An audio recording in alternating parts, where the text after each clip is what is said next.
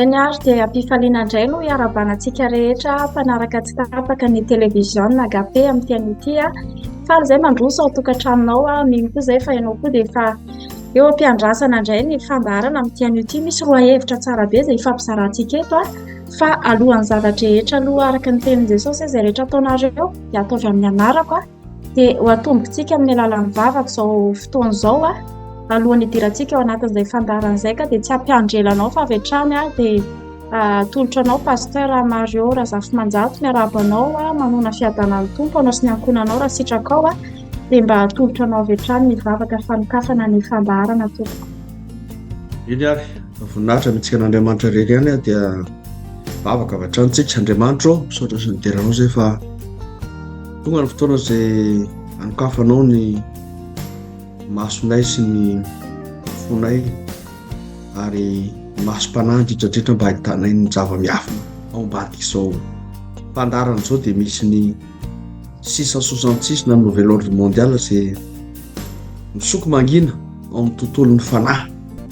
ary izay indrindra no mahatonga anay miditra ao anatin'izany tontolon'ny fanahy izany sokatra ny masom-pananay hahitanay ny zava-miafina ka dia mahatonga anao izay fanahy masina fa ianao no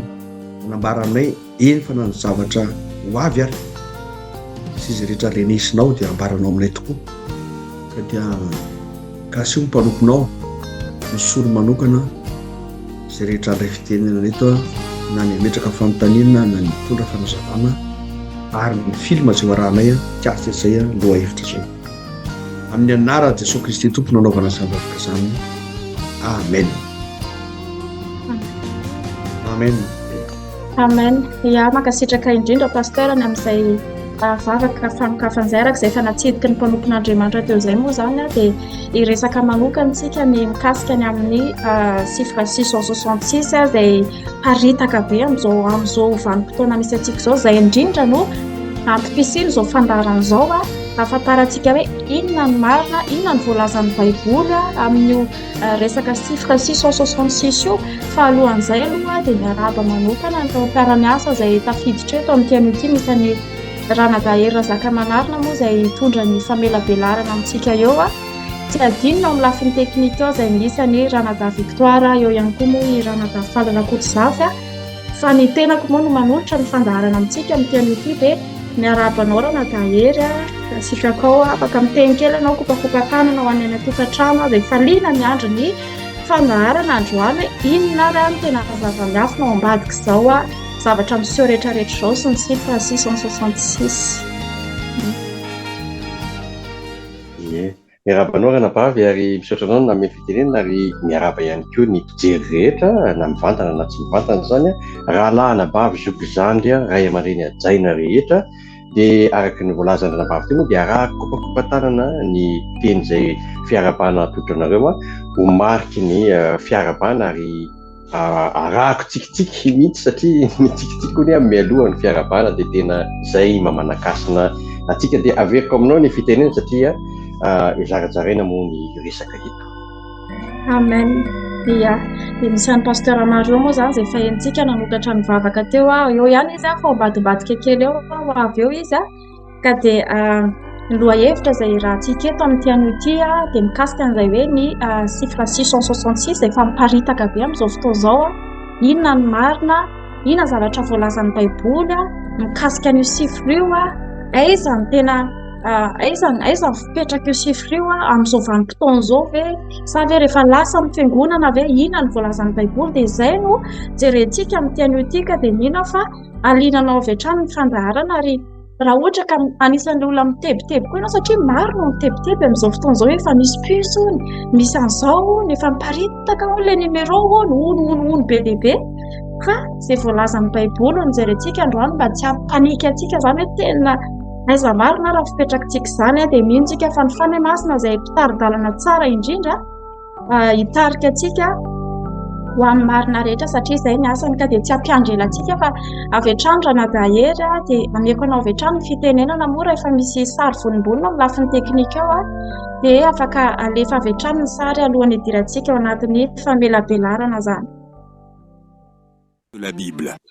Le livre des Révélations est la dernière partie du Nouveau Testament de la Bible. Également appelé Révélation de Jésus-Christ, il contient des informations et des prophéties sur les désastres qui toucheront la terre. Il mentionne la bataille d'Armageddon, l'emprisonnement de Satan, et enfin, le royaume du Seigneur et le jugement final sur le grand trône blanc. Le livre des Révélations avertit également son lecteur au sujet du signe de la bête. Dans le chapitre 13 des Révélations, au verset 16, 17 et 18, il y a un passage alarmant et énigmatique. Et elle fit que tous, petits et grands, riches et pauvres, libres et esclaves, reçurent une marque sur leur main droite ou sur leur front, et que personne ne put acheter ni vendre sans avoir la marque, le nom de la bête ou le nombre de son nom. C'est ici la sagesse, que celui qui a de l'intelligence calcule le nombre de la bête, car c'est un nombre d'hommes, et son nombre est 666. Le nombre 666 est la marque du mal, et il apparaît dans l'image du dragon à 7 têtes, qui selon la Révélation 12, paragraphe 9, a pour but de tromper le monde entier. Tous les gens qui ont porté la marque de la bête, et tous ceux qui ont vénéré l'image du dragon sont maudits, et leurs corps sont criblés de mots déchirants. Il y a eu de nombreuses interprétations au fil des siècles au sujet de la signification du nombre 666 et de ses liens avec l'Antéchrist et la fin des temps. Nombreux sont les chrétiens qui croient que certains signes de l'apparition de ce nombre ont déjà été révélés dans le monde par le passé, tandis que d'autres pensent que ces événements sont encore à venir et ne se montrent uniquement de façon dissimulée pour le moment. Certaines théories du complot disent que la marque de la bête apparaît dans les tatouages ou dans des puces électroniques incrustées dans le corps des gens ou même sur les billets de banque. Mais peut-être que la réponse à ces mystères n'est pas dans le futur, mais dans le passé. Selon... Araky ny horonan-tsary iny moa zany raha nadahery dia atolotra anao avy hatrany ny famelabelarana araky ny horonan-tsary izay hitantsika teo iny menanao fitenenana. Eny ary misaotra ary ranavavy ary manana olazaina be da be mihitsy mitsika mikasika ny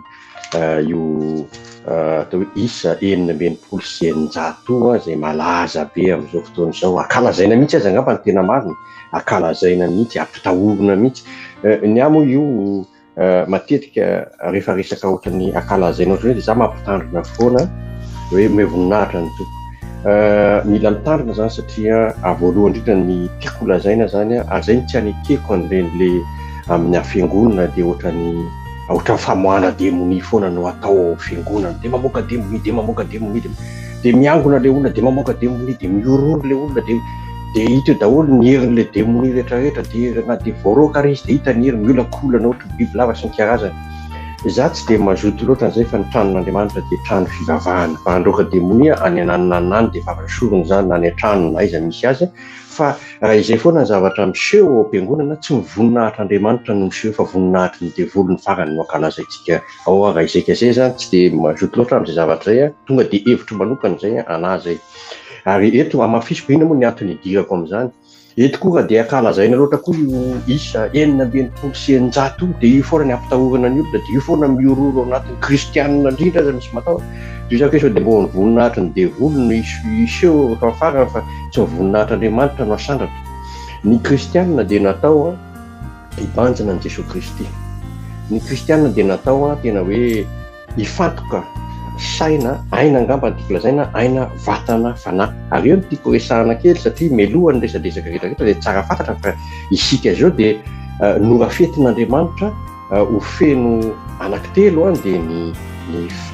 vatantsika nofo zany io dia angamba ny aina no ilazako azy dia ny fanahy. Satria eo amin'ny teny frantsay sy ny teny gasy somary misy manahirana kely raha miteny izy hoe corps, âme et esprit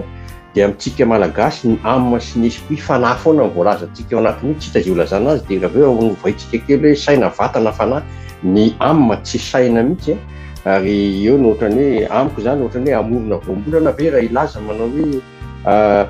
aina vatana fanahy, aina nofo fanahy, zay hoe netiko ilazana azy. Raha aina zany no ataoko hoe amina filazako azy izany miteny an'izay satria amina zany dia ao anatiny daholo ny intelligence, ao anatiny daholo ny fisetona, ao anatiny daholo zany rehetrarehetra zany, ary io le maha olona, dia io le teneniny gasy hoe ny fanahy maha olona, zany hoe ao anatinao ino no tena mitondra manavaka anao amin'ny samy olombelona aloha voalohany indrindra, ary manavaka anao amin'ny biby ihany koa. Manana ny fanahy ny olona, manana ny fanahy ny biby, zany hoe manana amina ny olona, manana amina ny biby. Inona moa ny amina? Ny amina dia manelanelana ny nofo vatana zany sy ny fanahy. Fanahy zay mifandray amin'Andriamanitra, zany hoe ny amanao zany io no mitongilana makany amin'Andriamanitra ve tanila makany, samy tanila makany amin'ny nofo. Dia eo no maha-izy ianao hoe somaro ara-nofo ianao na somaro ara-panahy. Dia eo no mitondra le hoe famonjena ny fanahy, zany le fanahy maha olona le amina ny resantsika, dia ny famonjena ny amina mba hitanila be da be arak'izay azo atao any amin'ny fanahy mba hahatonga an'Andriamanitra hanjaka ao anatiny, satria ny fanahinao no mifandray amin'ny fanahin'Andriamanitra, fanahy masina zany. Ka rehefa iny mameno be da be mitanila any ny aminao dia tanteraka ao aminao le hoe olona ara-panahinao. Inona moa ny antony ilazako an'izany? Ny ilazako an'izany dia zao: raha miresaka ny atao hoe isa enina aloha tsika dia ahafantatsika zany isa enina zany fa tsy fahatanterana, zany hoe isa enina, isa n'olombelona tsy misy an'Andriamanitra, dia fiemorana zany no resahana. Zany hoe rehefa ny enina no miverina intelo, enina sy enimpolo sy eninjato miverina intelo, dia sady mianaka any amin'ny ny isa ny seny zany any amin'ny nofonao, no any amin'ny amanao, no any amin'ny fanahinao tanteraka. Zany hoe ny fanahinao zany dia mitodika mihitsy any amin'ny fanahy ratsy manontolo. Raha iny isa iny zany hoe tapitrohatra mihitsy zany ny faharatsiana ao anatinao, dia fiemorana tanteraka amin'ny vatana, aina, fanahy zany io resahana enina amby enimpolo sy eninjato io. Inona moa tena tiana holazaina amin'izany? Ny isa enina ve misy dikany tokoa, ary Andriamanitra mametraka isa enina misy indray misy tsy fanjonjavatra fa misy tena hoe misy afatra holazaina. Raha miresaka fotsiny zao tsika zao ao amin'ny Jaona toko fahenina ny andininy fahenina amby enimpolo, dia ohatsika hoe enina amby enimpolo amby eninjato hoe misy enina telo. Jaona toko fahenina ny andininy fahenina amby enimpolo, dia misy hatramin'izany dia maro tampiana noho ny hempotra ka tsy niara nandeha taminy intsony. Misy fiemorana sady zany zao. Zany hoe ny isa enina zany milaza fiemorana, fialana amin'Andriamanitra. Ary eto moa zany dia tsy tonga ho azy Jaona toko fahenina ny andininy fahenina amby enimpolo, fa ny mpianatra mihitsy dia nisy maro no niara niempotra ka tsy nianara-dia, tsy niara-dia tamin'i Jesosy. Dia raha ohatra koa tsika miditra makany amin'ny ataoko hoe nisy tamin'ny andron'ny Solomona zany, satria nisy nametraka fanontaniana manko tato amintsika ka averintsika fotsiny le izy hoe inona ny fanontaniana, dia nisy nametraka fanontaniana hoe misy fifandraisany ve hozy izy misy fifandraisany ve ny lanjan'ny isan'ny bibidia hozy izy, la enina amby enimpolo sy eninjato ao amin'ny Apokalypsy zany sy ny la enina amby enimpolo sy eninjato lanjan'ny talenta volamena ny Solomona ao amin'ny mpanjaka voalohany toko fahafolo ny andininy fahaefatra amby folo, izay tonga isa taona tao amin'ny Solomona. Voalaza zany fa nisy enina amby enimpolo sy eninjato talenta volamena isa taona miditra ao amin'ny Solomona mpanjaka tamin'izany. Za eto dia milaza fa misy dikany zavatra io, raha ny fanazavako teo zany hoe fiemorana ny isa enina, ka raha enina amby enimpolo sy eninjato dia fiemorana tanteraka mihitsy eo amin'ny vatana, aina, fanahy. Zany hoe fiemorana tanteraka n'le olona manontolo zany. Ka misy fiemorana tokoa teo amin'ny Solomona, satria ohatrany hoe fampatsahivana azy zany io hoe tandremo fanisahina ny aina sy ny vatana sy ny fanahinao efa manomboka miempotra. Ary io moa dia efa hita mazava tsara fa izy izay nanambady an'le zanaky ny mpanjakan'ny Egypta fotsiny zao dia efa nanambady Jetrisy izy, nanambady tsy olon'ny Israely izy, izay raharan'ny Andriamanitra tamin'izany fotoana zany hoe tokony diosy ihany novadin'ny diosy zany, nefa izy mpanjaka dia tokony tsy hapatraka an'izay izy. Nefa dia teo izy io dia efa nisy fiemorana. Ary voalaza ao amin'io amin'ny tantarany Solomona koa fa dia tia vehivavy Solomona ary tia manambady be da be izy ary nefa voalaza mihitsy eo amin'ny Deutéronomie zao Deutéronomie toko fahafito ambin'ny folo zao ny andininy eo amin'ny andininy fahadimy ambin'ny folo ngamba de hoe de izay ho fidiny Jehovah mikasika amin'ny mpanjaka ny resahana eto hoe rehefa tonga any amin'ny tany izay omeny Jehovah Andriamanitra anao ianao dia ka andova azy dia monina eo ary manao hoe anangana mpanjaka ho ahy aho mba ho tahaka ny firenena rehetra izay manodidina azy dia izay ho fidiny Jehovah Andriamanitra ao ihany no atsanganao mpanjakanao anankiray amin'ny rahalahinao no atsanganao mpanjakanao fa tsy mahazo mifidy olona hafa firenena izay tsy avy amin'ny rahalahinao ianao dia ry ambanimbany ery misy hoe aiza miverina amin'izany lalàna izany mitsony ary aoka tsy ampirafy eo amin'ny andininy fahafito ambin'ny folo zany hoe toko fahafito ambin'ny folo ny andininy fahafito ambin'ny folo amin'ny Deutéronomie zany de hoe ary aoka tsy ampirafy maro izy fandrao ivily ny fony ary aoka tsy amory volafotsy na volamena be ho azy izy mazava be fa ohatra miresaka amin'ny Solomona mihitsy zany teny zany tena tao amin'ny Solomona zany tia vehivavy tia nanao mahavady nampirafy be da be Solomona ary zay koa tsy napety an'iny Davida ihany koa tsy dedi-bola nanao azy ihany koa Solomona ary de Davida koa moa de nanambady amin'ny Batseba izy Batseba ne tsy Israely any Batseba ne vadiny Uri le atao hoe Etite de izy zany de efa tafiditra ato amin'ny fandrarany Jehovah daholo zany fiemorana daholo zany ka raha eto zany misy an'le hoe volamena be da be azy aoka tsy amory volamena be da be izy efa tafiditra zay 900 talenta volamena no miditra isataona eo zany aloha de mety ampanandra-tena n'le mpanjaka sahady ny aveo izy mbola mampirafy be da be nefa voalazy eto amin'ny tenin'Andriamanitra mihitsy fa ireny izy de hitondra azy ho any amin'ny atao hoe fanompoantsampy de tena tanteraka mihitsy dia na de nomen'Andriamanitra talenta saina sy fahendrena aza i Solomona mpanjaka na de tena hoe tian'Andriamanitra fatratra azy Solomona mpanjaka dia tahaka an'le voalazantsika teto ihany izy eo amin'ny Jaona toko fahenany andininy fahenina ambin'ny folo hoe mpianatra ny tompo no betsaka no niempotra niala tsy nanaraka azy intsony de ohatr'izay koa ny tantaran'ny Solomona niala tsy niala tamin'Andriamanitra izy fa de nanaraka ny sampy izy indray no nanangana ataoko hoe hôtelina sampy natolotra ho an'ny bala sy ny karazany tamin'izany dia izay ngamba nifandraisany amin'le hoe 900 ary mazava zay le dikany de hoe niempotra mihitsy aina vatana fanahy ianao dia 900 ary io de tena iseho be mihitsy io amin'le telo taona sy tapany amin'le fahoriana lehibe amin'ny farany zany hoe miseho ao aorianany fiakaran'ny fiangonana izy io fa kosa mbola mitoetra eo amin'le misy an'le hoe mbola resana koa fa tsy ditso belabelaritsika eto le hoe efatra omeko ny pasteur ka mba fanazavana mikasika ny landalina koa mikasika an'izay ya sotra anao ny fitenena fa tsy de hoe lalindalina koa moa zany fa ohatrany hoe aloha nidirantsika amin'le fampiakarana ny fiangonana mantsy isan'le fito taona anaty grande tribulation sy zara roa izy io telo taona sy tapany voalohany ary telo taona sy tapany trony faro fa alohan'izay voatantarany rahalahy rehetrarehetra zay de nizatra raha koa tiako asongavina koa hatrany amin'ny bokyny Genesis io tsy parazara mihitsy na hoe kisendrasendra no nametrahany mpanoratra ny baiboly an'izany ary Mosesy moa ny anisan'ny nanoratra an'io ary tiako asongadina le Genesis na ny anarany fotsiny hoe Genesis chapitre 6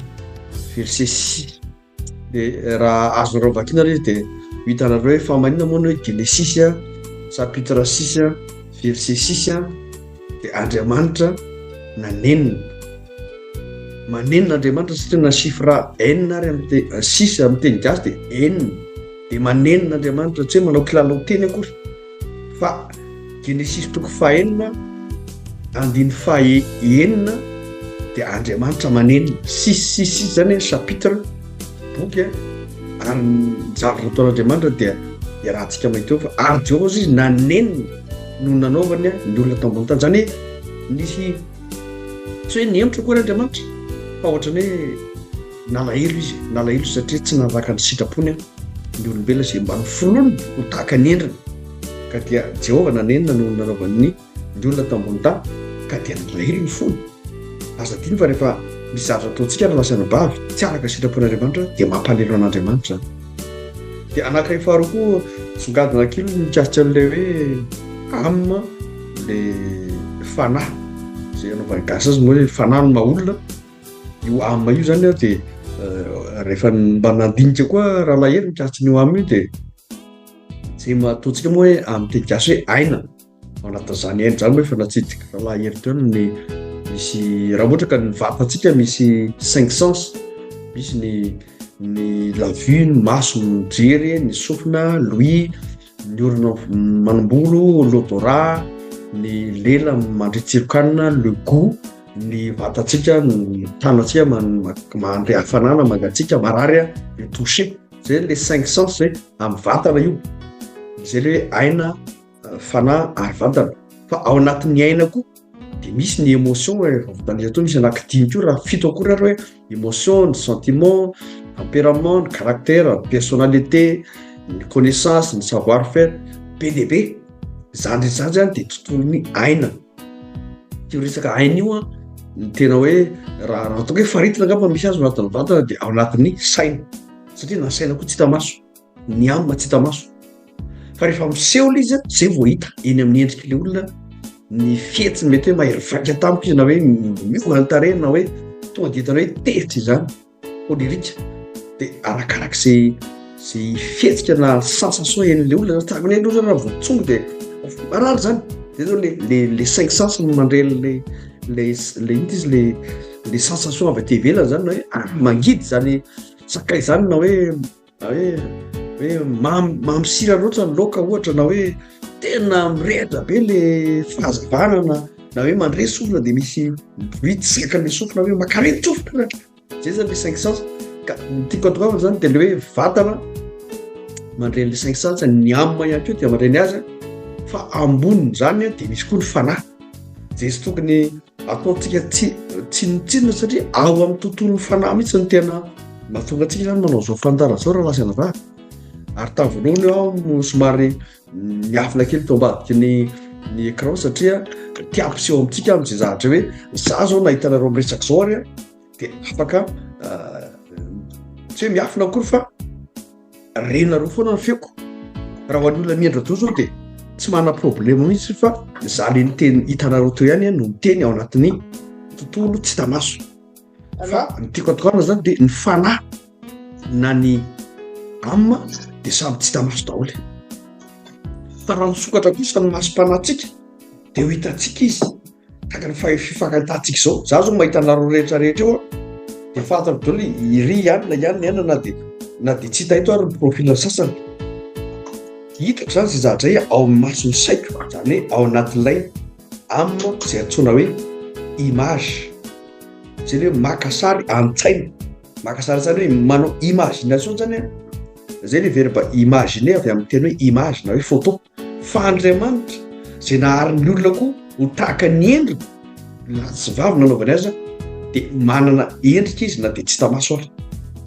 Dia anjarantsika zany misaintsaina na hoe manakatra an-tsaina na hoe makasary an-tsaina mihevitra ny zavatra any an-danitra. Ary matoa Andriamanitra miteny hoe saina ozy izy ny zavatra any ambony dia any amin'izay toerana Kristy dia mila miambiny tsika.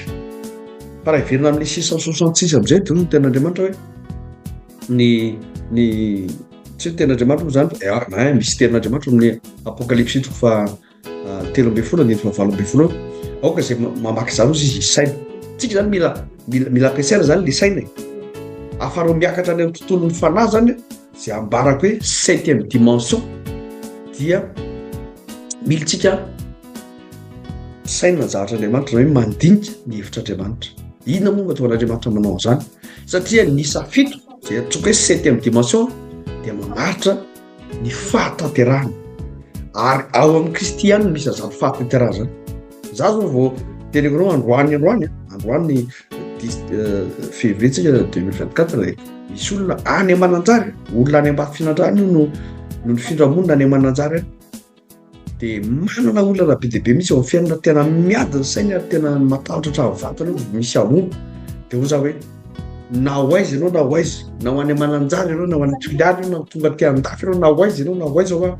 de anentsika anao foana io saina io a zay le hoe aleo enjen'ny ombo masika zay enjen'ny eritseritra na ho aiza zany ianao na ho aiza de ny eritseritra io manentsika anao fanovaolana ampiakaro any ambonimbony a ny fomba fijerinao a de bakaro ny saina men'Andriamanitra anao de any a voninahitra an'Andriamanitra fa miaiky ny fahotany sy ny heliny izy a de nandrokoteranan Jesosy le hoe nisokatra ao azy ny varavaralanitra ary rehefa nanaiky an Jesosy ho tompo sy mpamonjy tamin'ny fiainana izy zay zany hoe corps, âme et esprit de lasa olom-baovao izy de voninahitra moan'Andriamanitra fa raha misy mpanota ray mibebaka kozy ny tean'Andriamanitra de misy fifaliana be any an-danitra ary raha ny lanitra no faly tsika mianakavy hoe tsy ho faly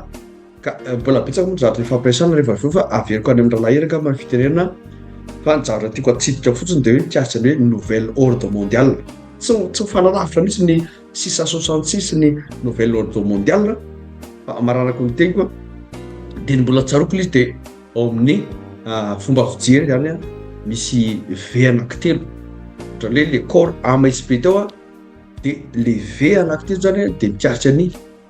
vatana ositsika tao fa misy zany le hoe vehivavy lehilahy io zany fankaparatena mandavo ny lehilahy mpanompon'Andriamanitra indrindra de ny vehivavy ray a de faharoa ny vola io le vola be hitantsika tamin'ny andro Solomona 666 hitantsika tao le chiffre ny lanjan'ny talenta fa le ve fahatelo de ny voninahitra fitiavany voninahitra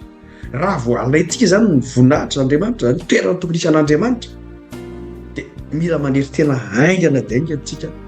tsy anjarantsika ny maka ny voninahitran'Andriamanitra ary sarom-piaro de sarom-piaro amin'io Andriamanitra ary zay indrindra rehefa ny tetehany devoly haka ny voninahitran'Andriamanitra io izy ka zay tsy mahataty ny mena amin'ny raviravy ka mitady voninahitra na mitady filanofo vehivavy ny vehivavy ko mety any amin'ny lehilahy fa indrindra fa ny voninahitra de an'Andriamanitra io zay ngamba no azoko andrisindra mialatsika fa somary lavalava kely lahery aveka andrarabavitra ny tala fitenenana amen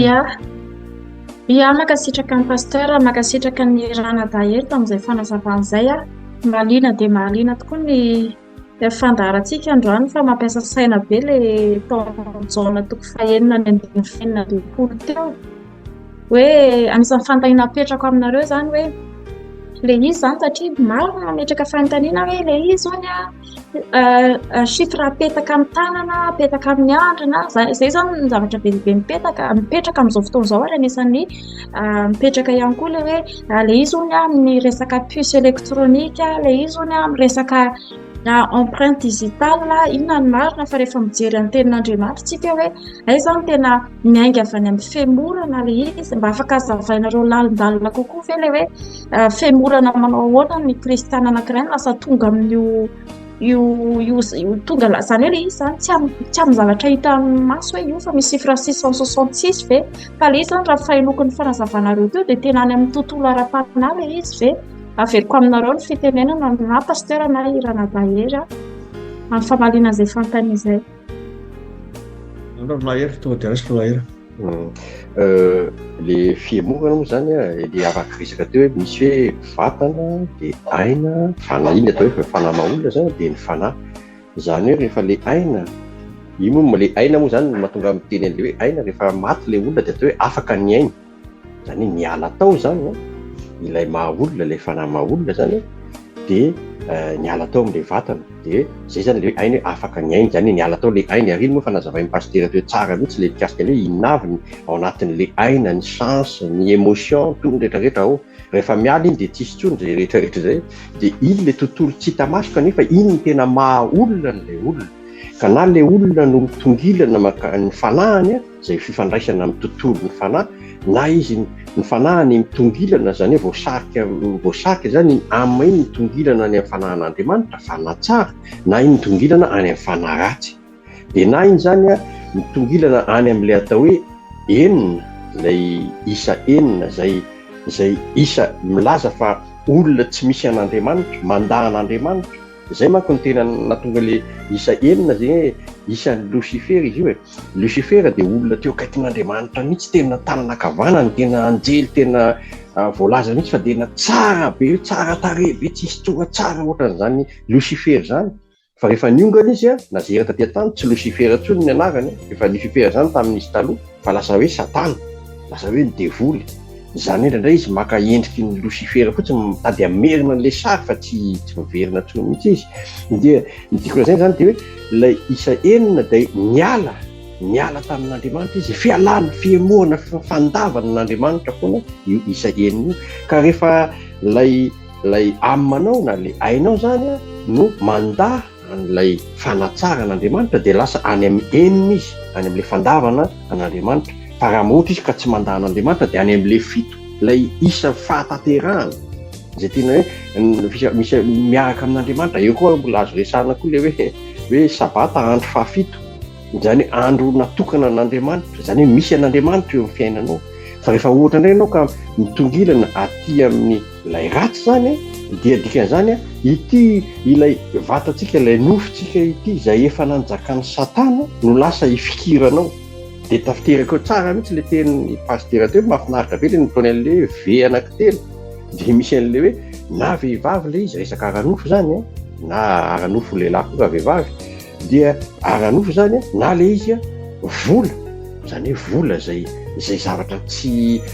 zavatra tena misy mivaingana ke zany vola zany, fa zavatra ifanarahana hoe ity atao hoe ariary dia ity atao hoe ariary zato na atao hoe ity arivo dia ity atao hoe dia miova indray iny tsy le arivo taloha iny tsy izy tsony iny fa hovaina indray.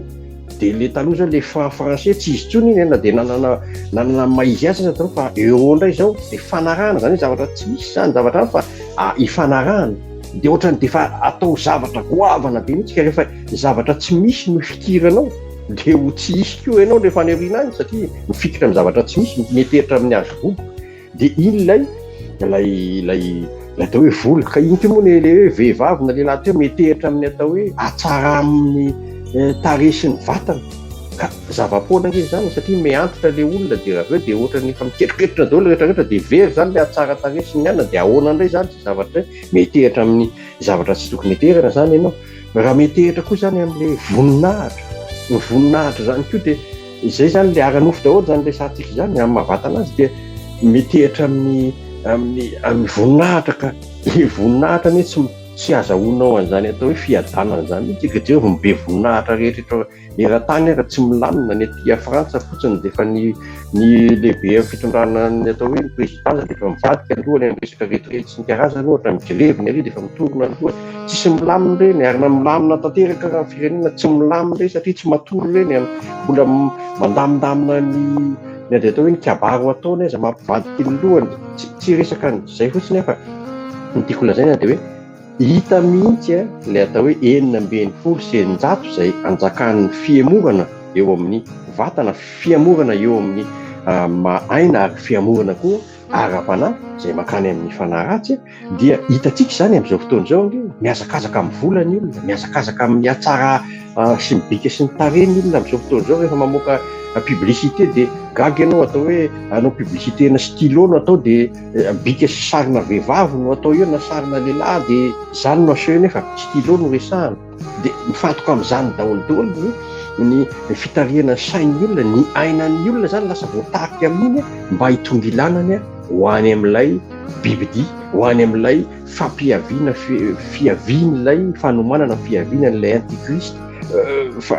fanomanana fiavian'ilay 920 sy 900 zany dia hoe amiko zao zany dia hoe atao eo amin'ny tanana kavanana angamba moa izay zany, dia eo amin'ny loha ny tanana kavanana dia eo amin'ny asanao zany ny ataonao zany dia hifantoka amin'ny enina tsy misy an'Andriamanitra ianao, eo amin'ny lohanao, eo amin'ny fisainanao manontolo sy ny ao anatinao zany dia hifantoka tanteraka amin'ny tsy misy an'Andriamanitra ianao. Dikan'izany ny fanahinao koa zany dia tsisy an'Andriamanitra tanteraka. Ary eo amin'ilay fahoriana lehibe eo dia tena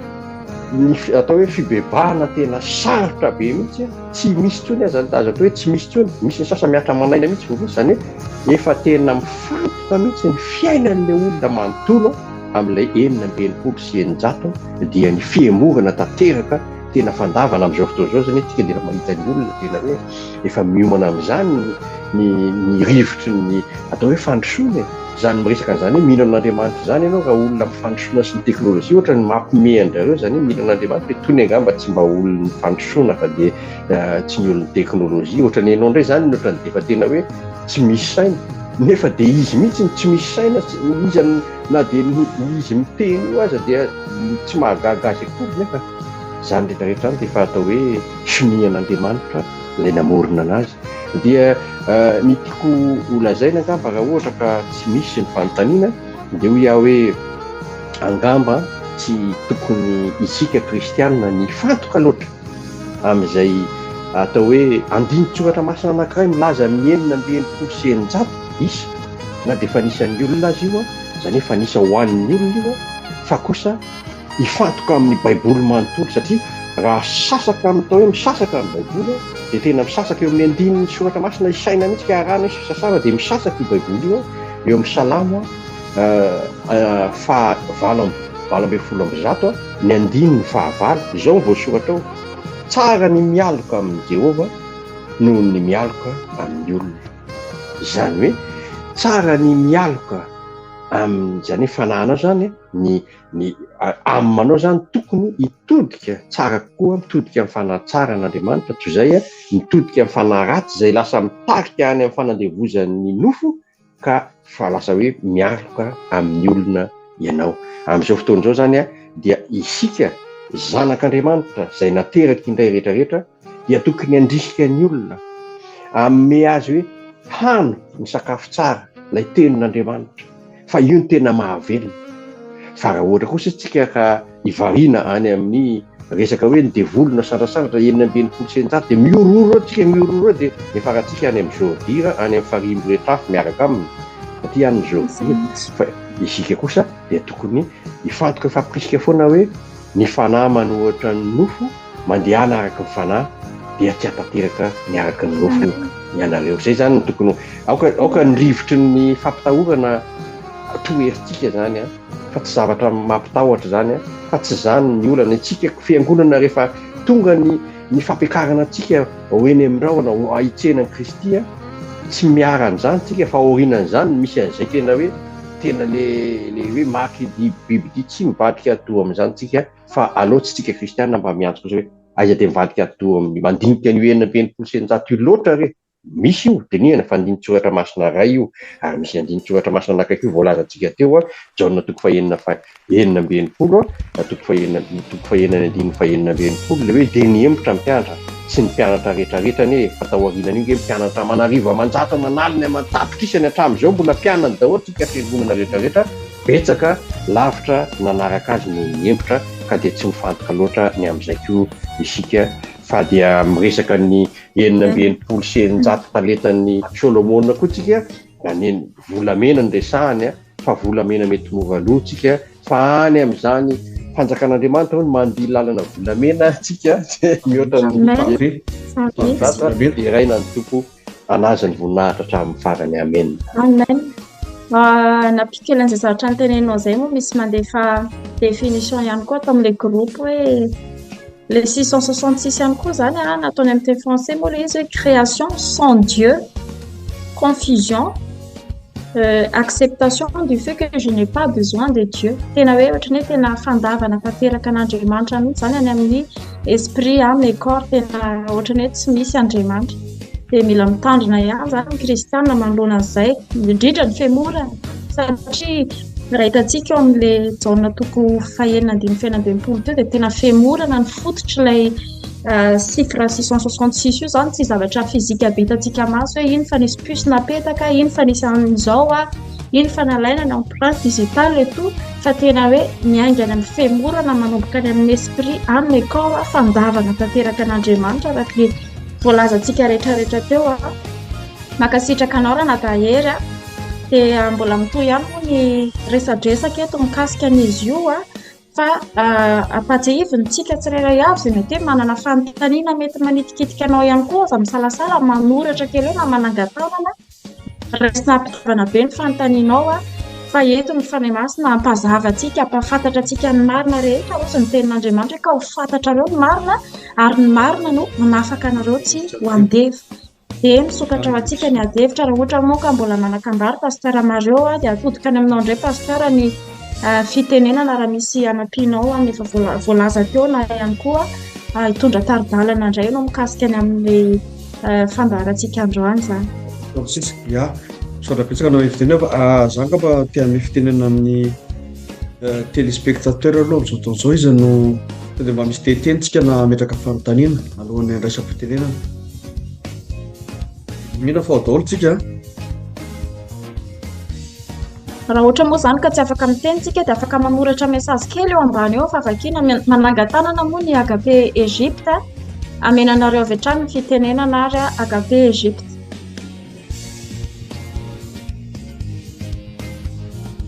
Mbola midy micro. Io magasitraka fendra vahasantalana amin'ny fitenenana dia faly miarahaba antsika rehetra ato amin'ny TV agape amin'izao valy asabotsy izao. Dia tena mahaliana be anazy zany amin'ity resaka an'ity Chypre 666 ity ilay izy aloha tsy atao anaty baiboly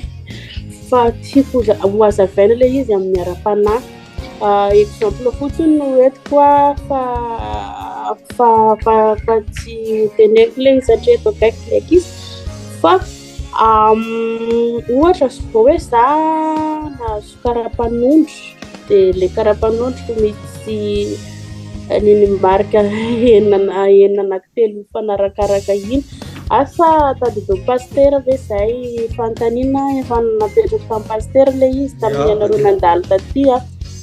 dia mbola tiako hazavaina indray mandeha ilay izy pasteur raha ohatra ka sirakao makasitraka samana fa valiko mihitsy izy ary valiko ara-materiel izy fa valiko amin'ny ara-panahy. Ny ara-materiel moa zany misy namako anankiray koa zao vao aty France izy mbola hatramin'izao numéro mbola misy 666 ny azy zany moa tsy 666 mihitsy fa 6666 zany hoe efatra be zao zany chiffre 6 ary milahatra. Dia raha za hoe ny chiffre hitantsika maso zany reny zany karazana fanairana fotsiny reny tena marina hoe ho avy le 666 ary io dia tsy maintsy ho avy io rehefa lasa ny fiangonana. Dia tena hoe le reny puce reny zany tena isy reny ny ambitaka ny tanana fa tsy amin'izao vanina misy antsika zao rehefa hiaka antsika zany ka tsy antsony dia zay zareo fampiasa ny tena herindratra sy ny fanapahan-doha sy ny rehetrarehetra ao anatin'ilay atao hoe indrindra fa anatin'ilay deuxième partie grande tribulation. Fa iverina amin'ilay fantenera-bavy Saby avy any Egypte efa niteneko tamin'io moa tamin'ny tany Madagasikara vao c'était 1992 nisy rahalahy zay nanana nasehona mihitsy ny karapanondro ity ozy ny karapanondro misy 666 zany efa izy asainao hivavaka dia ahoana ity matsanazy hoe inao zao nao mieritreritra ny tenanao fa efa voafatitra anao satria ny karapanondronao mihitsy misy ale 666 zay indrindra io izy ny tena mampatahotra any hoe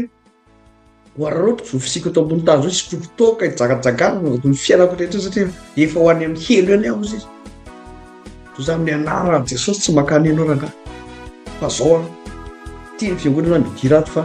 matoa ianao fanenako eto ambavady eto dia tsotra makaty tia ho avavady landry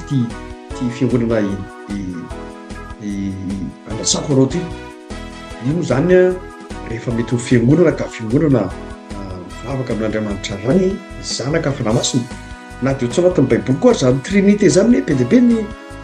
manohitra zany hoe tsy iza zany trinité zany raha fa aiza anatin'ny baiboly izy misy zany trinité zany tianao fa dia azatiny fa devo koa manana trinité tsika olombelona koa manana trinité humaine le nambarantsika to hoe vatana aina ary fara fa raha iverina le 666 dia zao iny zany chiffre fotsiny tatako hoe numéro téléphone na ianao zao za zao ato manana numéro téléphone maromaro anao tia misy modèle téléphone d'urgence izy tia eto amin'ny département misy anay dia téléphone amin'ny pompier ny SAMU, ny mairie, ny commissariat, ny électricité, hatramin'ny taxi sy ny SOS médecin, pédiatre avy daholo ny karazana numéro rehetrarehetra izay misy 666 sasany ka ilazako anao hoe itony zany dia taratasy ohatrany taratasy oatra rehetra ihany azonao vitana itanao vitana tsisy dikany taratasy za tsy manao anao vitony karapanondronao fa tena azoanao hoe taratasy iny ka mijanona taratasy fa le maraka resahana io anie any amin'ny tanana sy any amin'ny androna dia any anatin'ny sainao mihitsy zany misy ohatra hoe raisiko ohatra hoe anisan'ny marika 666 hoany olona tena tratrany addiction amin'ny téléphone vao miatsika dia téléphone hatrany amin'ny toilette mitondra téléphone ziangarina téléphone anaty métro hatrany am-pandrina tsy misaraka amin'ny téléphone zany zao anisan'ny efa manomboka karazana signe na hoe karazana indice angambana amin'le tanana kavanana saika ny majorité-ny olombelona mantsy droitier daholo za zao gaucher heureusement gaucher fa tsy hoe ndika hoe gaucher dia tsy ho tratran'le izy ary tsy ho tratra mihitsy moa mazava hoany fa le droite zany dia misy symptôme ngamy ilazana azy hoe fitiavantsika téléphone be loatra ity dia aza dino fa isaka mandray téléphone anao dia efa misy zavatra sady eo anaty lohanao hoe amaky MP anao na hijery Facebook ianao na hijery film ianao sasa dia raha makany amin'ny film pornographique sy misy tovolahy anankiray zay tika tompari vola tsy ray volana koa zay dia voniona tamiko izy dia nahitana ny porte sy ny fampiaresana dia osy izy ao anatin'ny famangina fahoriana zany pastera zaho izy tena te-hivavaka mihitsy aho izy fa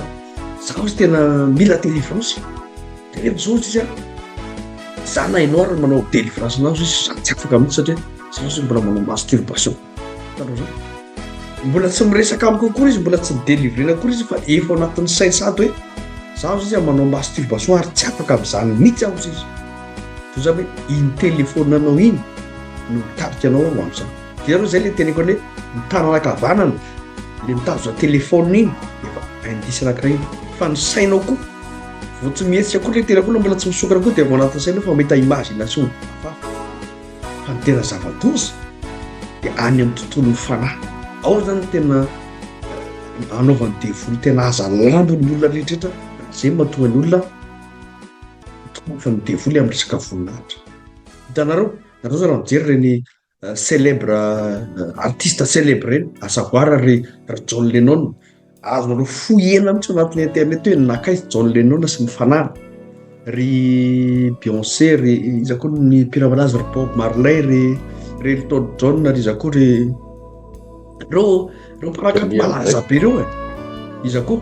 mikonalahery angamba toyny fa be dia be ny tsy ny artiste rehetra ao anatin'izany ny footballeur malaza ao anatin'izany ny mpanao politika malaza ao anatin'izany ny rehefa mety malazalaza zany maka ny voninahitr'Andriamanitra dia efa tratra koa zay fa mivarotra ny fanany amin'ny devoly dia zay ngamba ny amarana koa azy tsy manapaka anao pastera miala sotra miresaka telefona moa ianao pastera dia misy fanontaniana rehefa ny jery ato hoe raha ohatra indray ve ka répondeur free zany le 666 dia iova opérateur ve sa ohatranay rehefa miantso répondeur zany dia 666 nasaina antsony mametraka fanontaniana izy hoe iova opérateur ve zany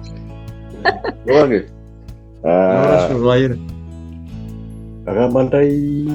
600 millions 666 millions ve ianao atsiponao ny avaravara-kely le izy zany ohatrany hoe vazivazy le izy fa hoe na dia le téléphone rehefa pastera teo azy zany tsy midika koa zany fa dia hoe arinao ny téléphonenao ilainao fa le amanao mihitsy zany efa mitongilana makany amin'ilay fanahy ratsy ka na téléphone aza zany anie raha ohatra moa ny téléphone ka ataonao teny misoratra masina foana no vakianao anatin'iny hira fiderana foana no henonao ary mandalina baiboly foana no ataonao mientoroteny no ataonao zay le ataon'ny tompo hoe manoera azy dia andositra anareo lavitra izy toerinao amin'ny alalan'ny téléphone izy asianao ny tenin'Andriamanitra sy araka izay sitrapolon'ilay fanahy tsara no ataonao dia fanahinao mifantoka amin'izay dia lasa indray lasa hery lasa tanjaka aminonao an'ilay asany ratsy zany ake niseho tamin'ny David ny David lay sabatry Goliata ihany no nalainy nanapahany amin'ny lohany izany foana ke zavatra misy ohatrany hoe lay fahafatesana atao hoe fitaovam-piadiana ny satana fahafatesana mampiorony olona no nalainy Jesosy Kristy nandreseny azy navelana niditra tamin'ny fahafatesana dia hoe maty to, nefa nitsangana tamin'ny maty izy dia hita fa Andriamanitra tsy mety maty, dia teo vao resatra amin'ny fahafatesana nidina ny tany amin'ny fiainatsita, nipotipotehany zaray mihitsy ny tany amin'ny fiainatsita, dia iny ny fiainatsita fa ity kosa ny paradisa vonoko, anio ny onanao amiko eny paradisa misy mantsy Jola. Dia ny tiana lazaina zany dia hoe ny teknôlôjia amin'izao fotoana izao hoe aiza dia hoe 666 dia tsy le zay zany le niteneniko teo hoe araka ny tenin'ny pastera teo hoe taratasy fotsiny iny na numéro fotsiny iny. Amin'izao fotoana izao efa mazava be zany resaka hoe tsy resaka mbola puce zao fa fanomanana an'ilay fiavian'ilay isa 920 sy 900.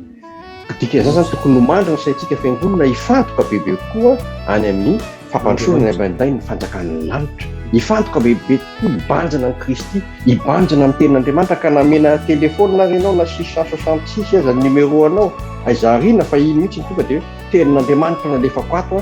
numéro voanio dia io 666 io mivadika 777 zay zany ny tena hoe dia tena hoe ara-panahy zany fijery an'ilay izy fa tsy zavatra mora zay ny resahako an'ilay vola teo hoe ny volany iny fanarahana fotsiny zao ndray valeurany zavatra tsy misy ny fahamboarina fotsiny fa ny tena misy ao anatin'iny dia hoe ianao hoe mifantoka amin'ilay arena no hoe iny ny atao hoe ilay tenintsika manakasina hoe aleo veritsika alakala-pihavanana, aleo veritsika alakalam-bola toy izay veritsika alakala-pihavanana, hoe hivadika indray hoe aleo veritsika alakalam-bola, veritsika alakala-pihavanana toy izay veritsika alakalam-bola. Dia izay le misy amin'izao efa vadika amin'izay izy zao vanandro fa zay izy efa mivadika amin'izay mamono tena misy mamono volany mamono olona mihitsy. Asa raha hitanareo misy ray mpianakaviana navitana mamono vady aman-janany mihitsy dia tsy hita izy hatramin'izao, misy nalaza be tao Frantsa teto tany amin'ny sud tany tsy hita mihitsy izy. Dia zany zao hoe resaka vola zao zany mahatonga azy mety fandovana tsy fantatra intsony, resaka vehivavy zao zany misy zany mety resaka voninahitra vola ny tsara be mihitsy ny ohatra natao amin'ny pastery satria fa vehivavy koa manana efa dia vola mantsy amin'ilay trois fourche ohatrany hita izy fourche le 3V ho an'ny lehilahy fa ny vehivavy koa misy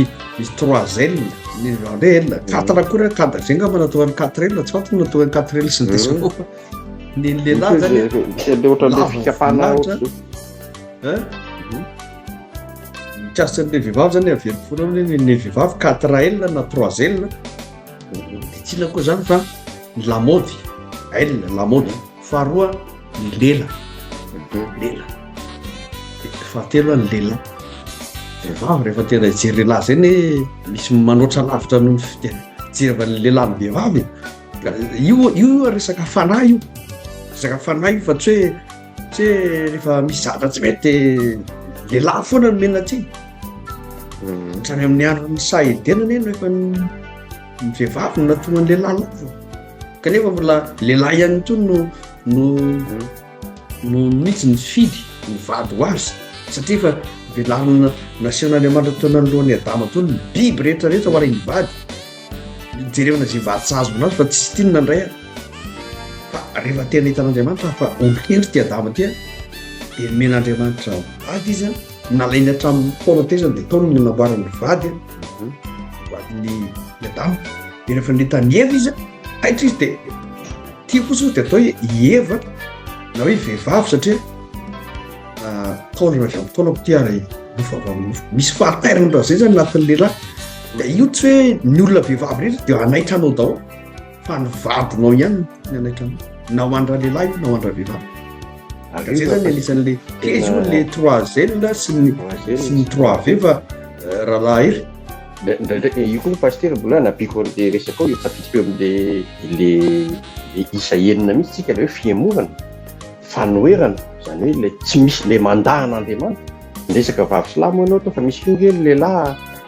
mifantoka amin'ny lehilahy dia misy koa ny vehivavy mifantoka amin'ny vehivavy amin'izao fotoana izao ary iny moa le niresahantsika tamin'ny farany teo hoe raha-tany mihitsy le resaka LGBT ty ary io dia fanoerana an'Andriamanitra io Andriamanitra hoe namorona araka ny tenin'ny pastera hoe namorona ny lahy izy na manokana mihitsy ny volavolainy ny tany dia rehefa teo raha lehilahy dia nisobitovy na sobitovy nataony anesthésie zany dia nalainy ny taola-tehezany dia misy moa mieritreritra kotileta tsy kotileta no nasorony tao sao dia hoe mitsiampy kotileta zay tsy kotileta nasorony tao fa amin'ny teny fandalinana amin'ny hébreu zany dia tena hoe koty milaza mihitsy hoe ny taolana zany milaza hoe aina ny aina no alainy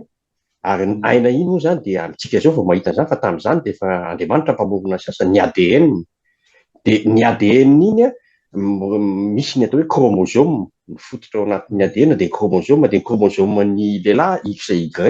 ary ny chromosome vehivavy XX zany hoe nanao opération chirurgicale tena mbola tsy fahita eran-tany ary tsy ho hita mihitsy mandrakizay Andriamanitra dia opération chirurgicale au niveau des chromosomes zany hoe nalainy ilay X ny lehilahy amin'ny ADN mihitsy tiany dia amin'ny ADN amin'ny chromosome nalainy ilay X amin'ilay XY ny lehilahy dia nalainy ny X dia nataony dupliqueny dia lasa XX dia nataony vehivavy ka raha manohatra mandahan'Andriamanitra ny olona amin'izao fotoana izao zany hoe raha ampivadina zany lasa ny vavy dia tokony hoe na le zanany XX vehivavy na ny zanany maka amin'ny lehilahy izy Y dia maka amin'ny vehivavy izy X dia XY dia lasa lehilahy fa tsy mitombona mihitsy isiny YY fa raha lehilahy no mpanambadianao ny lehilahy dia mety isy zany le YY nefa tsy ho tanteraka izay zavatra fa fanohitra amin'Andriamanitra andavana dia tena hoe izay dia efa tafiditra sady le manomboka sady le isa enina ka raha miditra amin'izany atao hoe enina isa enina enimpolo sy eninjato zany tsika dia tena hoe tapitrohatra tena vatana aina fanahy mihitsy zany no simba mandahan'Andriamanitra ka zay rafitra nataon'Andriamanitra dia toeriny manohatra ny izay mahatonga antsika mahita an'ireny le hoe lehilahy manambady lehilahy vehivavy manambady vehivavy dia misy koa sasa sady manambady lehilahy izy manambady vehivavy iny izy le ataon'dra hoe bi dia misy indray transgenre zany hoe la izy lehilahy mihitsy andeha ahovany mihitsy tena ny vatany mihitsy zany no ahovany lehilahy lalàna mivoaka France zany amin'izao fotoana izao zay dia zay mihitsy zany efa tafiditra sady le endrika fanomanana n'ilay enina amby enimpolo sy eninjato mitarika ihany izy fa isika kosa tsy hijery an'izay loatra na hifantoka amin'izay loatra fa manohatra tsika amin'ny soratra masina izay mitarika atsika ho amin'ny isa fito dia ilay isan'Andriamanitra isa tanteraka mba hahatonga an'ilay 777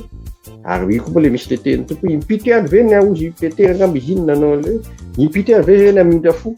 amela eloko impito fitopolo impito sisy impitopolo impito fa zany hoe misy isa endrika fito ray zany dia amiko zany isa fahafenona le isatoto isa fahafenona zany aoka ho feno olona feno sika nanamboaran'Andriamanitra azy ho feno fa tsy hoe olona misy kilema ke zany atao hoe mandahan'Andriamanitra zany ilay namorona azy indray ny laviny tena misy olana zany misy fahasembanana loatra zany mila mitandrina zany ary mila hoarenina araky ny tokony ho izy dia izy moa fa Andriamanitra ihany tokony anarina azy ary ny tenin'Andriamanitra ihany no mamerina amin'loana satria ny tenin'Andriamanitra no fiainana fa ny enina amby enimpolo sy eninjato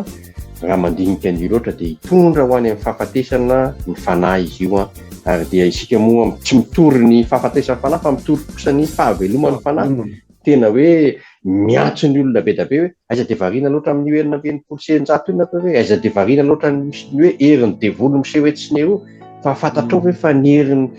herinao zanak'Andriamanitra aza mampandositra an'io devoly zany tsisy dikany io devoly zavatra efa fantatra fa efa fokely sisa ny andro enina sady efa resy fahavalo efa resy zany mihitsy fahavalo efa resy eo mino fahafapo irana vavy Sabi avy any Egypta nametraka amin'ny fanontaniana fa tsika zany mitendre vers la perfection arak'ile hoe chiffre 7 chiffre parfait makany amin'ny perfection tsika fa na dia misy ary 666 zay malaza nouvel ordre mondial malaza ny transgenre malaza le LGBT malaza be dia be ny zavatra malaza ary ny olona koa tia laza ny olona ne tia laza dia manao fomba rehetra zay ampalaza azy na trany amin'ny propagande politique io na ny artiste io na ny mpanao fanatanjahantena io na mainka moa fa ny magicien dia tena za misy ny tena zadiavy mba hisarika ny mason'ny olona ary nijavadoza io le resatsy amin'le telefona teo tandremo tsara ny fananao isaka mandray telefona ianao dia tsara foana hoe manana message privé ho anao Andriamanitra. Amiko ny MP dia message du père. Raha ve misy mandefa MP tonga de zay inona message no père, message du père. Fa raha ohatra ka isaka ny bipa dia na entiko zao dia misy mandray bipa dia any amin'ny telefona dia na tsy mandray telefona fa hoe tokony handray telefona izy dia tonga dia efa misy zavatra tonga anatin'ny saina. Hitanao telefona reo amin'ny tanana havanana ny saina eto io le hoe eto amin'ny tanana havanana sy eo amin'ny androna tontolo ara-panahy io ka mila miamina tsara tsika dia ohatra ka tianao ny tsy babo zay zany raha vao mandray telefona ianao dia averena hoe efa nandray baiboly averina za moa tamin'ity taona ity dia na kristiana rehetra mamaky salamo isanandro atomboy amin'ny vavaka sy ny famakiana salamo ny fiainanao fa tena misy fahagagana ny fiainanao isanandro mahagaga Andriamanitra. Za dia tena mihena zany ary tsy mivambely zany araka le teriko anareo hoe androany zao isy olona roy tena tany Mananjara any ity izy any Antsika eo ampitany Tsaravaro zay mbola tsy tany Mananjara fa tena hoe isanandro zany Andriamanitra dia mampiseho fahagagana tena. Za aloha dia tena faly satria afaka manompo azy 24 heures sur 24. Dia an'Andriamanitra voninahitra fa eto am-pamarana angamba antsika dia averika le nouvel ordre mondial zay angamba ny amaranako ny teko hoe nouvelle ordre mondial dia NOM. Ina mahatonga anazy hoe nouvelle ordre mondial satria NOM dia anarana dikany hoe non NOM tahakany hoe moi. Ina zao rehefa miresaka hoe moi dia ina moa le moi le hoe dia no anahy ihany za ihany tsy mihevitra afa-tsy za ihany ty tena zany fitiavatena zany zany anisan'ny égocentrique na hoe égoïsme. Dia le moi dia hoe rehefa ty tena ianao tsy mihevitra afa-tsy ny tenanao dia efa misy maladie zay hoe M maladie orgueilleuse incurable. Sera misy maladie orgueilleuse incurable zany ny fitiavanao tena zay ny mahatonga Jesosy miteny hoe zay mino sy atao batisa zany hoe miaraka levina sy tia mihitsy anao anatin'ny batisa maty ny aminao mila vonoana misy ny aminao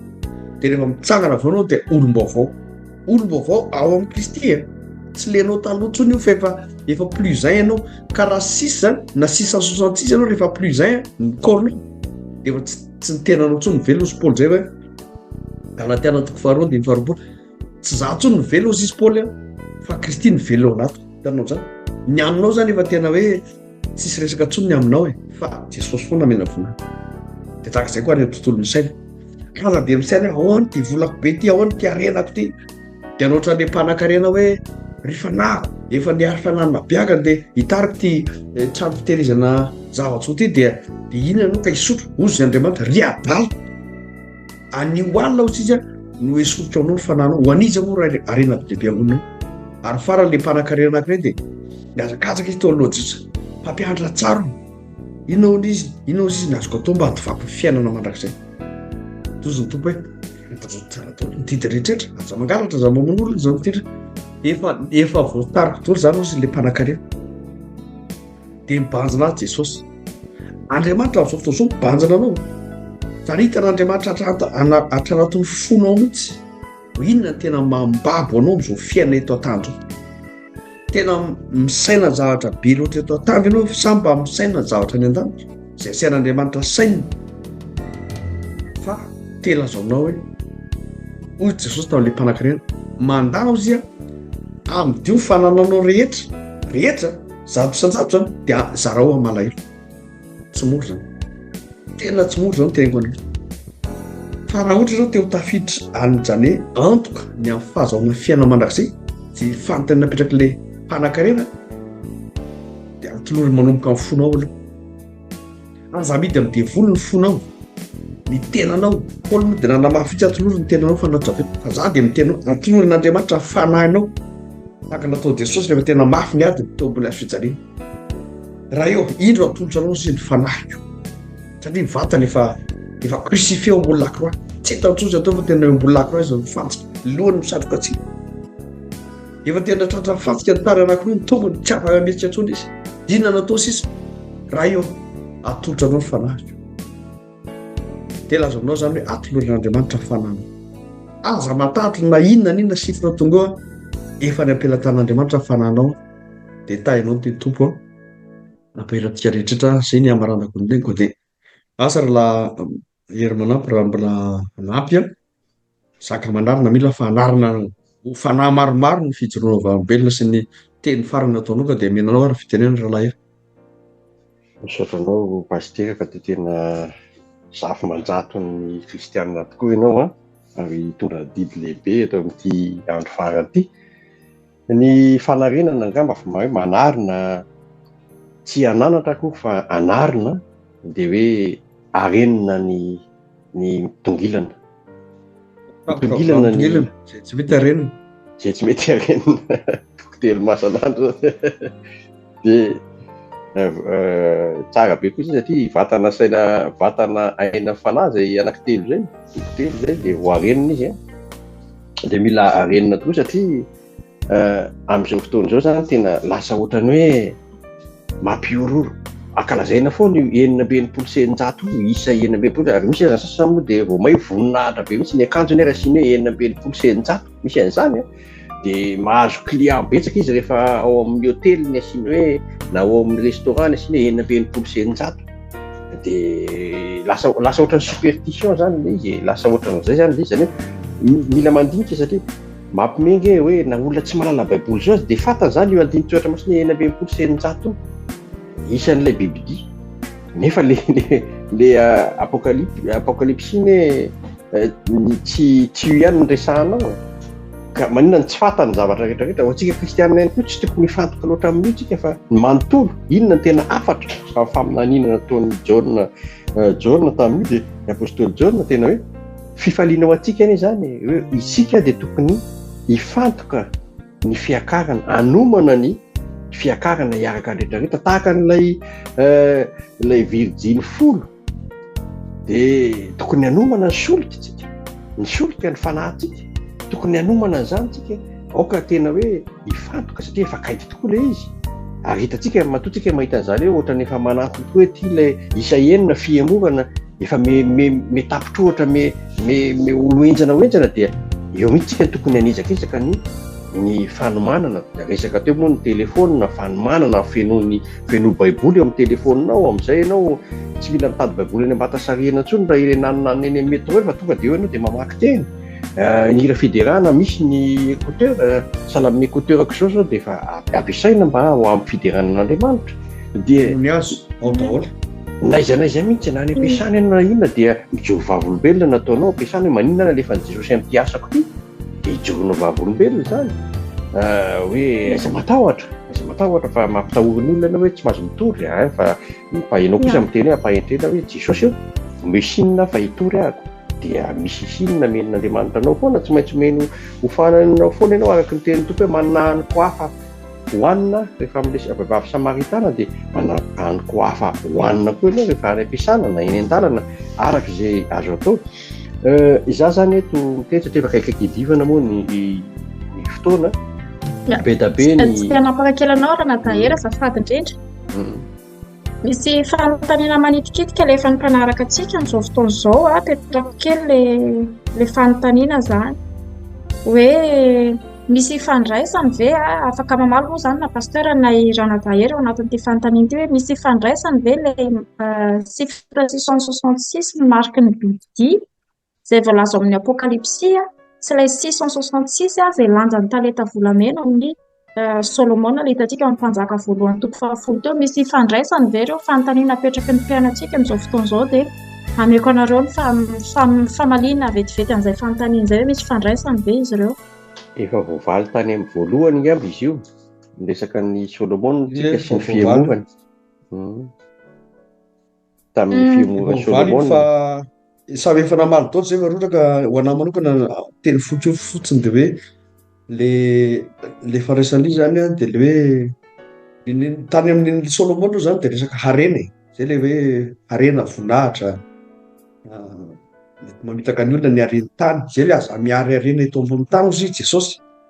fa miary harena ho anareo any an-danitra zay zany piasan'le volamena iny 666 fa ny hevitra ara-panahy moa dia efa navabarako to hoe azadiny fa ny olombelona tsy vatana fotsiny ihany na saina fotsiny ihany fa misy fanahy dia ny tsirairay zany 666 fa 777 mba ho tanteraka ny vatantsika datoloran'Andriamanitra ny fonao ny tenanao a dia 6 plus 1 zany 7 tahaka izany koa ny amanao ny sainy zavatra any ambony satria ho an'ny olombelona intelligent mantsy olona tena mianatra sy mikako anana daholo ny fahaizany eto ambony tany fa tsy ampy connaissance anankiray dia ny fahafantarany tsara n'Andriamanitra. Raha malala tsara Andriamanitra izy dia feno ny isa fito dia any an-danitra moa manao vakansy antsika mandriny 7 ans mandriny grande tribulation eto ambony tany zany tsika ria manao vakansy lamina tsara miaraka amin'ny zanaka Andriamanitra zanak'ondry. ia makasitraka moa zany amin'izay famalian'izay tsy adino fa afaka manaraka ny fandarantsika ny amin'ny YouTube ny television ankapobeny izay fa mandeha any zao fandarana zao dia raha ohatra ka nisy tsy naharaka tsara tany amin'ilay fanazavana tamin'ny voalohany dia afaka rahantsika ny fandarana fa efa maraparana ihany moa tsika izao ka dia ameko anareo zany fitenenana hoe inona zany ny vahaolana ho atolotrareo any kristianina rehetra manaraka antsika amin'izao fotoana izao torohevitra vahaolana ahafahany tsirairay avy zany tena hoe mitazona tsara mifikotra tsara ny amin'izao fihazakazahana izao. Ny vahaolana angamba dia hoy hoe efa tena ny baiboly ny vahaolana aloha tenin'Andriamanitra ny vahaolana efa manana balizy tsara tsika eo amin'ny tenin'Andriamanitra ka ireny dia tokony ho arahana sahala amin'ny Solomona moa ny resahana teo Solomona tafiditra ao amin'ilay 900 talenta volamena dia hitantsika fa fiemorana amin'ny lafiny maro arak'ilay tenin'ny pastera teo hoe vehivavy vola voninahitra fiemorana vokatra ireo no nanjohan'ny Solomona dia tanteraka mihitsy zany ilay hoe ilay 900 talenta volamena nge ohatrany hoe fampatsaivana azy hoe miempotra ianao zany tsy dia tena misy heriny fa mampatsy miempotra ianao zany fa dia nanaiky izy efa nisy ihany koa salamy natao tamin'ny kaina zao hoe tandremo izy Andriamanitra efa mandondoma varavaranao ny fahotana dia mbola lasa ihany izy impiriko moa i Jodasy ary moa tsy efa nitenen'i Jesosy hoe ianao mihitsy ilay izy mbola lasa ihany izy nanao zany hoe eo zany le isa enina efa fampatsahivan'Andriamanitra hoe mampatsiahy foana na ho antsika kristianina aza ny baiboly mampatsiahy be da be mbola mety azo resahana eto ndray andro any ny atao hoe ampafolo-karena misy dikany koa tokony resahana io fa andinitsoratra masina ao anatin'ny baiboly koa mety misy azo resahana zany hoe nanisa efatra nanisa dimy nanisa azo resahana daholo zany fa misy dikany daholo ireny rehetrarehetra ireny nisa telo dia misy azo resahana daholo zany angamba any amin'ny mety misy dikany daholo zany fa azo resahana daholo angamba zany fa ny androany moa ny 900 no namaika satria iny mety mampitorotana lohany sasany lasa superstition mampitahotra tsisy dikany iny tsisy dikany akory iny fa raha misy 900 toy izy ianao hoe io 900 io ny anaran'i Jesosy io mivadika 777 dia tonga dia ny tenin'Andriamanitra alefanao dia tsy vakianao aloha fa ilay zavatra ny rehefa tena mieritreretina loatra masandratra loatra ao anatin'ny loha hoe iny foana ny fatohana ary zay ny tetehany izao tontolo izao zany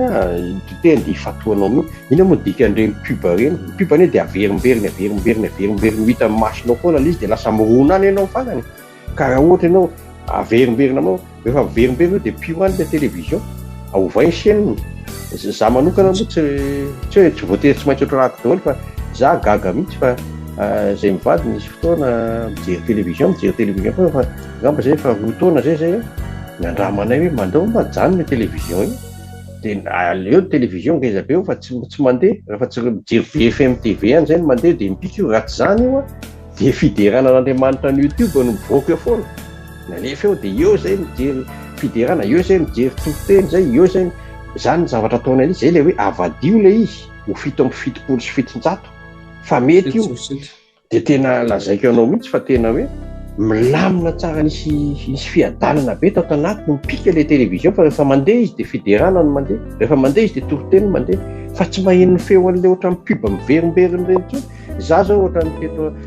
olona no nahenoko an'izany hoe misy an'ilay lalàna hoe hoe ny ankizy dia manana droit indray hoe efa fiteny vavy izy za tsy nahainao an'izany tsy tafiditra anatin'ny sofiko akory zany fa henoko amin'izany zany hoe misy zavatra zany mirediredy ny politika mandeha rehetrarehetra tsisy reheko akory zany tsisy reheko fa ny hafa fiderana sy ny tenin'Andriamanitra dia misy fiadanana kokoa ianao satria ny 7 sy fitsinjato no mariky ilay pahary mipetraka eo amin'ny tananao mipetraka eo amin'ny lohanao tena hoe vatana aina fanahy 7 sy fitsinjato ho azo ny voninahitra ary mba hotovy izany tokoa ny kristianina rehetrarehetra fa nga tsy tadiditsika taloha le misy an'ilay 7 lavaranjo fitson'ny gasy an'iny lavaranjo mery mandeha be zany taloha moa isy le manao loto reny le manao loto dia hoe rehefa mitononona dia hoe lavaranjo dia fantatry ny rehetrarehetra zay hoe 7 ikan'izany zany 7 sy fitsinjato sady lavaranjo ny lava helatra fa miakatra tsika ho eny an-danitra amin'izay fotoan'izay amen. Ianaka sitraka anao raha natahery pasteur sao dia mbola manakambara kely alohan'ny hanamarana antsika ny fotoana. Alohan'ny hamarana azy koa sady vavaka angamba marina mba tsy ho very ny resaka fanaovantsika teto mba hiditra anatin'ny fon'ny olona daholo mba hiomanany siambenana 7/7 ngamba zany 7 dia tena hoe 7/7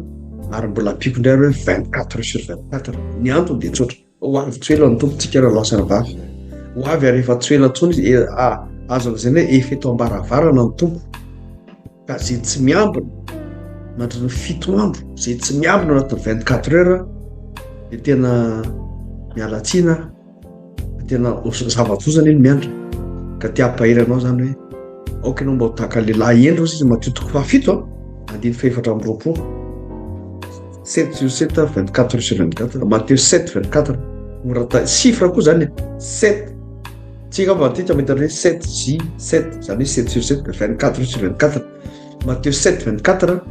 dia ny lehilahy endro izy ny olotelo izy dia ho arina tahaka ny lehilahy manatsaina zay manorina ny trano ambony vatolampy ka niny tafio-drivotra niny na loza ho avy zay ataony devoly rehetrarehetra dia tsy ontsony izy zany trano zany ianao le trano fanahy itsika izao natao hoe sahan'Andriamanitra sy trano arafitr'Andriamanitra eo ambony vatolampy dia Jesosy Kristy dia mitsika azy rery voninahitra zay ny vavahako anao androany tompo misaotra ny amin'ny fampianarana androany kasika sisy ianao kosa ny ameno izany Andriamanitra amin'ny fiainana tsara fantatra tsy fahatanteranay ary na dia fampianarana sy ny dinika fanaovanay androany kasika an'io 666 io dia be dia be ny mbola tsy vita ary be dia be ny tsy ampy kanefa izay mahatoky anao Andriamanitra fa ianao le mpanolo-tsaina ianao le mpanalalana ary tarika nay ho any amin'ny ray dia efa mipetraka ao sy avian-drana voninahitra ianao ary na jahay ary ara-panahy dia efa ao aminao araka ny fiasana toko faharoa ny fahenina ka dia misaotra no sady satria efa any aminao ny saina iny araka ny tena hoe any amin'izay misy ny harenanareo dia ho any koa ny fonareo tena manan-karenanao zay Andriamanitra tiana-karenany amin'ny teninao zay dia ataovy mitetra anaty izy zany teny zany mba ahafahanay nitahiry ny solika satria ny teninao dia tsy teny fotsiny fa fanahy sy fiainana atao zary fiainanay 24/24 ny miaina ny teninao dia misaotra indrindra ny amin'ny fampaharetanao anay rehetrarehetra mandra-piavina amin'ny ranolanitra tompo petraka ampilatanao zao fiangonana zao zao fikambanana zao zay rehetra manaraka zao televizio zao niza ary naiza dia ny amin'ny apakapaky lanitra ny eonanay rehefa ho avy ianao Jesosy eo maranata amin'ny anaranao no nanaovana izay afaka izany sika rehetra manao hoe amen na dia nakasitraka antsika rehetra makasitraka ny pasteur Mario sy Ranadahery Zakamanarina ary tsy adino any amin'ny lafiny teknika izay misy any Ranada Victoire niaraka tamintsika teto tamin'ity an'ity makasitraka antsika rehetra dia izao fandaran'izao moa dia efa afaka rahantsika avy hatrany any amin'ny YouTube ny televizion na AGP efa hitanao fa maromaro ny fandarana izay efa miparitaka dia afaka manaraka ny vatana ianao izay tsy naharaka tao anatin'ny fandarana mety hoe tara ianao no tafiditra teto afaka manaraka avy hatrany ianao fa efa mandeha mivantana izao fandaran'izao dia manome fotoanantsika indray amin'ny heriny tahaka izao ny fandarana eto amin'ny televizion AGP dia kopakopa tanana daholo tahiny Jesosy daholo amin'ny heriny indray fandarantsika amen